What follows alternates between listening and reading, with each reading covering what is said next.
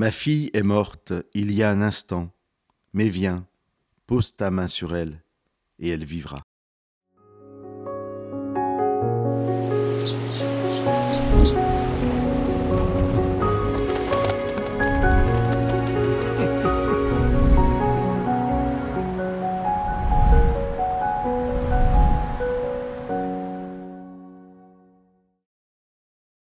Le verset d'introduction ne nous dit pas si cette jeune fille était malade et si le père avait déjà prié pour que sa fille guérisse.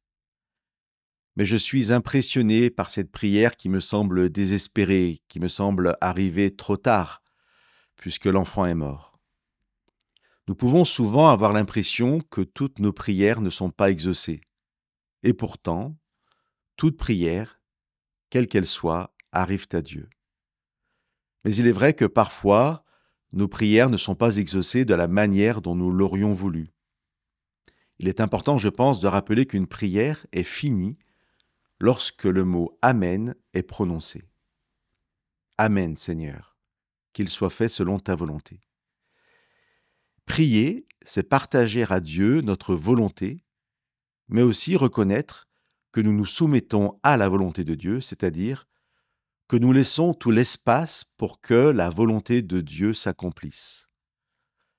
La volonté du Seigneur s'accomplit toujours si nous lui demandons, mais elle ne s'accomplit pleinement que si nous ne sommes pas un obstacle pour Dieu, et elle ne s'accomplit pas toujours dans le sens où nous l'aurions voulu. Et pourtant, malgré cette réalité, le verset d'aujourd'hui m'invite aussi à la persévérance dans la prière au-delà de toute logique humaine.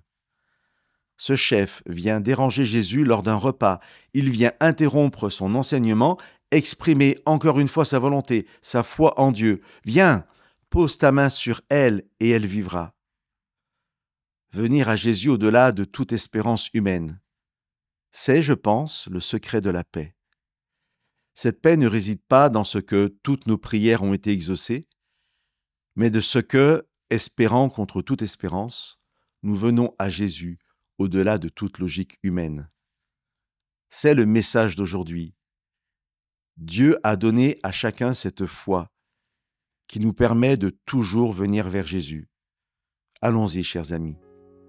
Que Dieu nous bénisse.